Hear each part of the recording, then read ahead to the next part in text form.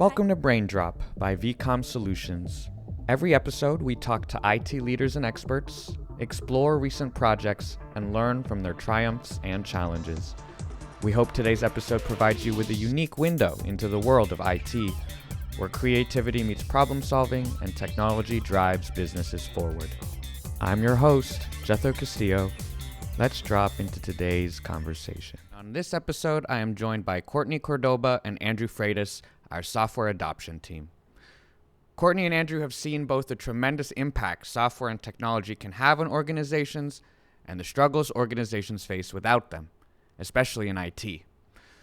Realizing the value of leaning on technology, they have championed software adoption here at vCom and are both extremely passionate about teaching people how software can transform the way IT is managed. Enjoy. Well, let's just jump right into it. Why don't you guys both start by introducing yourselves, kind of who you are, what's your role in the company. Courtney, we'll start with you, and then Andrew. All right. My name is Courtney Cordoba, and I am the vManager product manager / team lead for the software adoption team. And basically that means all things vManager. I was previously on the training side for 7 years and building that program up and creating certification and really getting the tool in front of customers. And now I'm focused more on the product management side, kind of building out the roadmap for the future, working with both internal and external customers on what they need and want to see in vManager. And then, working with software dev to make sprints and timelines and see things come to fruition. So that's kind of my role history here. Been at vCom for 10 years. So my entire technology history is actually at the same company, which is pretty rare. Nice. That's cool. Andrew, how about you? My name's Andrew Freitas. I'm the Senior Software Adoption Specialist here at vCom. I've been working with Courtney ever since I started at vCom. So she's shown me everything I've known, taught me everything I know.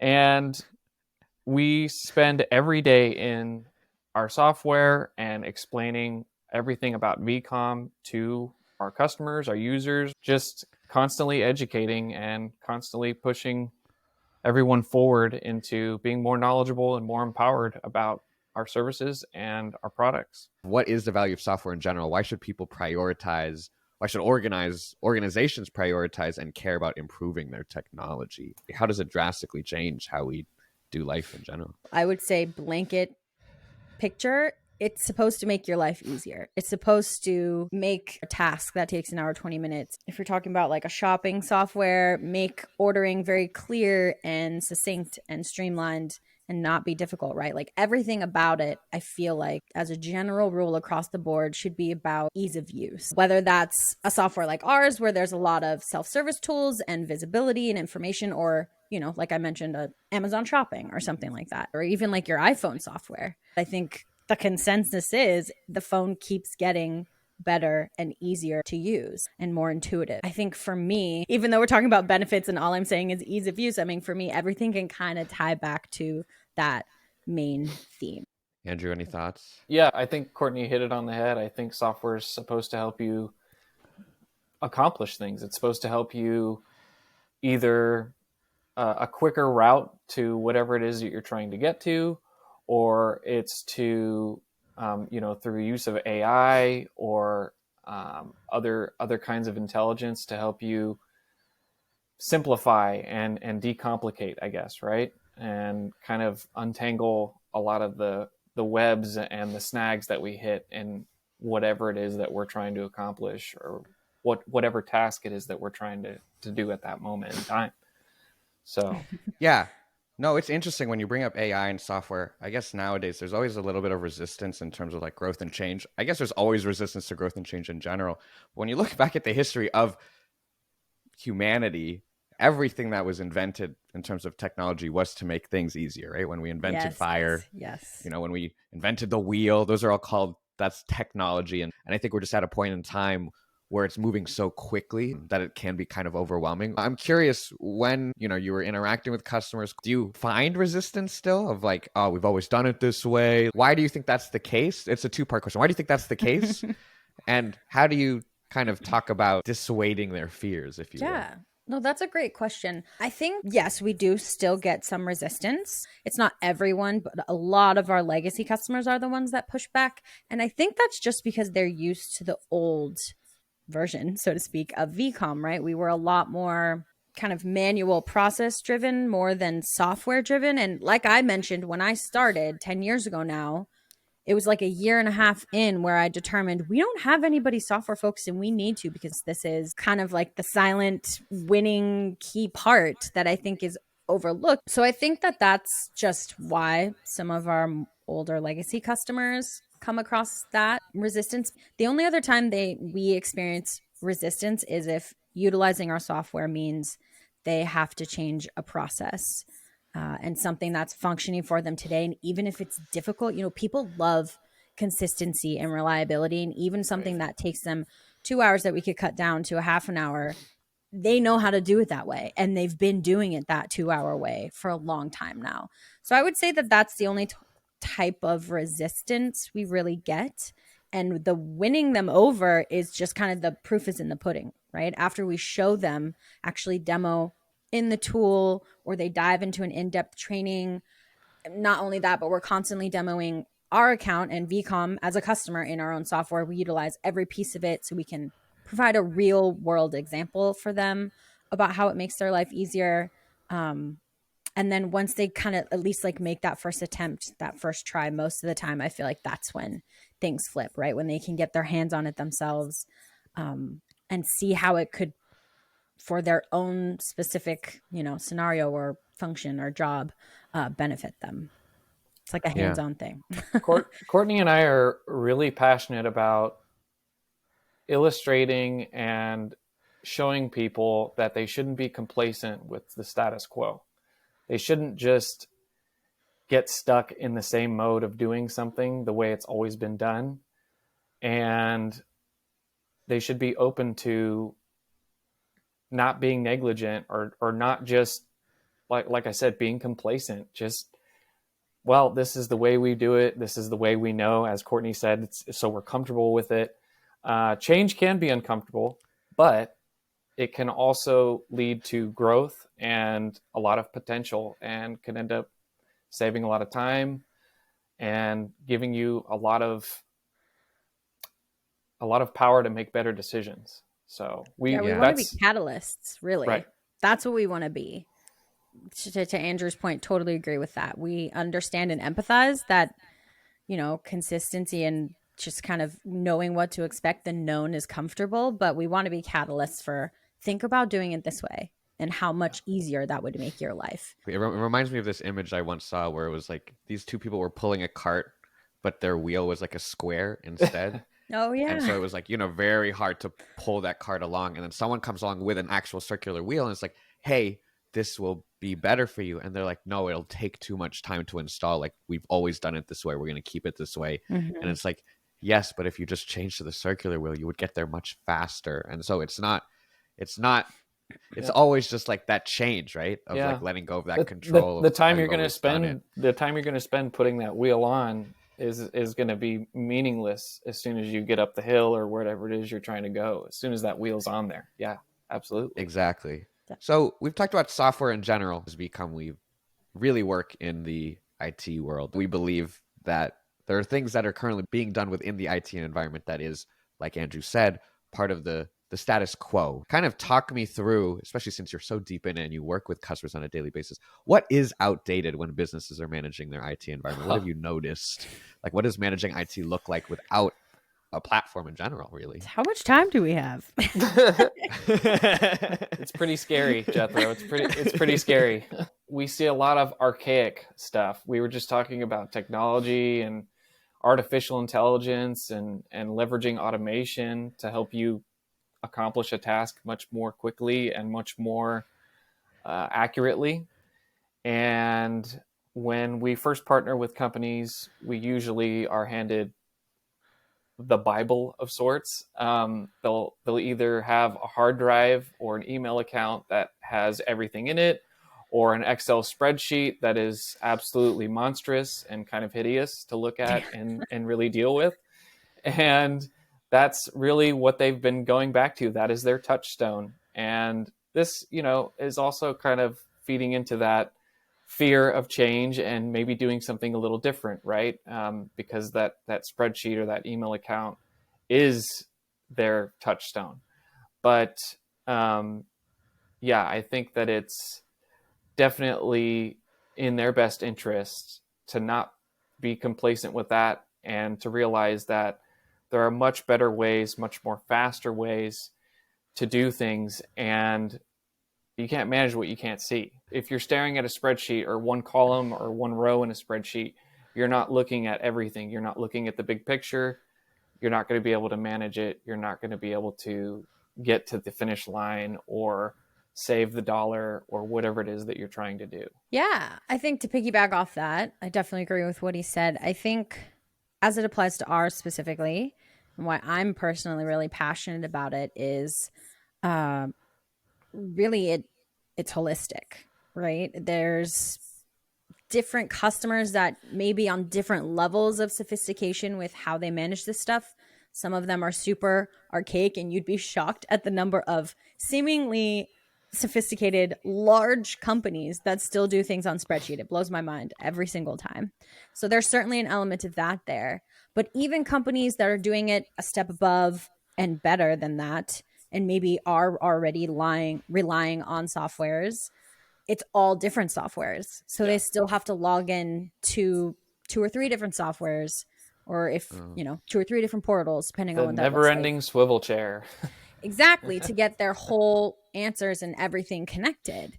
And I think what's really unique about us is we take it across the board into one platform. And that's super unique in the sense that most of the time, for example, like IT and accounting, totally different softwares. They don't even do the same thing most of the time.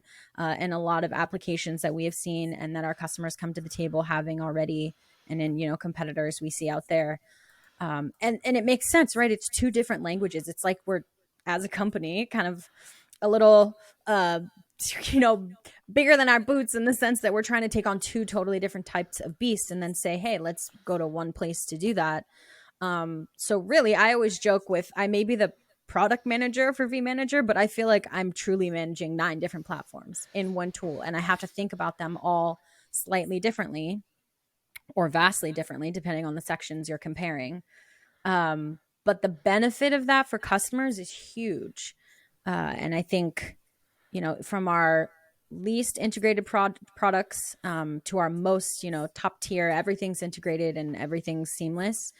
No matter what level you're at as a customer, the benefit of only having one place to go to manage all the different aspects of that, I think is really the biggest one. I mean, we could talk all day about a bunch of ones that are benefits, but I think for me, that's hits home a lot.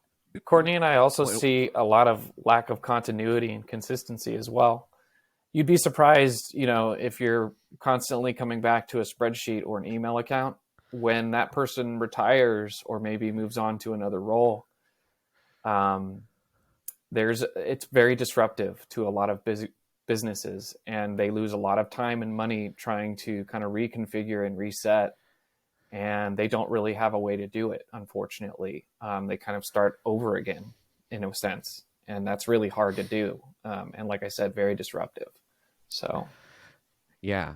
Well, that's why I was just going to counter. I was like, well, what if I use a spreadsheet and I'm always on top of it and I have multiple softwares, but I'm just taking it all in and always updating it, so I always know all of my orders, my assets, and my invoices. I feel like if I can do it really well, why would I need a piece of software? But like you said, right, where, if it has to transition to somebody else, there's a huge disruption there. If you have to take a day off for whatever reason, or you somehow misinput something maybe too, because you're manually doing it, then you will have issues that you will never be aware of, right? Courtney, you said, multiple platforms, softwares from different places, different aspects. What kind of makes up IT that makes people have to balance different things? Obviously, there are different carriers, right? What really goes into that? Right off the bat, in order to do a good job vetting pricing and see if you're getting the most competitive one, you're going into either different carrier portals or speaking to different, carrier contacts to get that pricing, and then logging into the portal once you get to the ordering process if they even have a great sophisticated portal to see orders. I think there's two sides to this, right? Like a lot of the way that companies are doing it can be pretty outdated, but also the industry in general, they love coming up with new solutions and products to sell you. They don't love getting their own applications up to speed to help you better manage that, because they can make money off the fact that you're confused, right? So yeah, there's like two different portal examples right there. And then from an accounting invoices perspective, once again, you got to go to all of the different carriers. And then there's different delivery methods for that. It could not just be a portal. It could be an email to somebody to, Andrew's point, lack of business continuity. It could be going to someone that's no longer there anymore, or, that's a struggle we hear. But then there's also all of the kind of side applications that it takes to help you with your business, like a hardware management tool. So all of the different devices, it's not like carrier portals are managing that for you holistically across all your sites, right? You may be using different carriers. So now you need an application to help you manage all of those different devices. And now there are applications to help you manage all the different softwares that you need to manage your entire IT environment and all those phases. So there are a rare few contacts at some of our customers who do exactly what you were talking about. Like, well, what if I'm really good at it? And I do track and I check it every day. But that literally becomes their entire job. And even those rare few that I've spoken to across a lifetime of working in this industry that do way more than the average person and are way more on top of it than most, they're still struggling. They're still stressed. And there's even still ways that vManager, our platform, has helped them. And that's goes back to one place for them to do it, right? One spot where they can stick all that stuff from their spreadsheets. And even if they're still doing manual stuff in our tool, because like I mentioned, we have those different levels of how much they want to adopt it, it's still better because of the fact that it's less back and forth and diving into different areas to get the same holistic view. Every single IT asset in existence is going to start somewhere and then end somewhere. And there are such unique and very difficult challenges at each one of those stops. And there's all kinds of gotchas and kind of pitfalls along the way. And to try to manage all that and just get your head around it and do it all, even if you're just having one person, like Courtney said, do it all, it's really, really not efficient. And that time that they're spending doing all that managing of IT and constantly logging in here, logging in there, checking this, checking that, following up on orders, looking at trending analytics, that attention and that capacity for work can really be better spent in a more important and a more valuable way that could have a much greater impact. And you don't really need to be wasting time trying to manage IT at every moment of the day. That's just not, that's not feasible. So it also can be very expensive. So if you're going to be trying to do this at every step, you're going to need a ticketing and support company that provides you support for, end user support for all those assets. You're going to need to pay for either access to tools or maybe graphs or trending analytics to gather all the feedback and all the data to make better decisions and understand across every single carrier, across every carrier, every technology. And it becomes a really big mess, and it becomes a lot of legwork. And that means more employees too. You need more people to manage that. Some of the largest companies that I've been able to prospect and just go on site to talk about our software with before are still looking for solutions like ours. Like huge companies that have huge teams. Like I'm in a room with 9 or 10 different people, and they still are like begging to say, help me.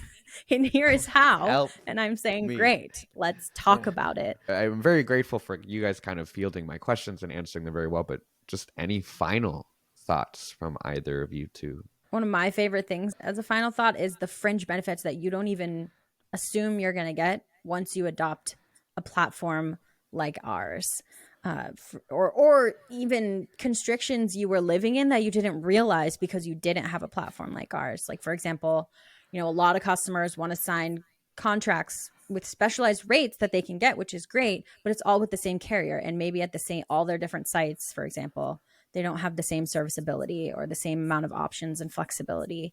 So things can get kind of pigeonholed, but when you have a platform managing all of the different data and details so that you don't necessarily need to worry about tracking that, you just need to get it into the tool, then you're open, right? You don't have to be in a contract if you don't want to be. You can work with different carriers at different sites. And that's just like one really small example of kind of a fringe benefit, which a lot of customers sometimes don't even realize until they start utilizing us. And they're like, oh yeah, this is great. This is, this allows us to be cost efficient. This allows us to have the information at our fingertips to make those better decisions for our bottom line, for our company, for everybody, for, their serviceability benefits too.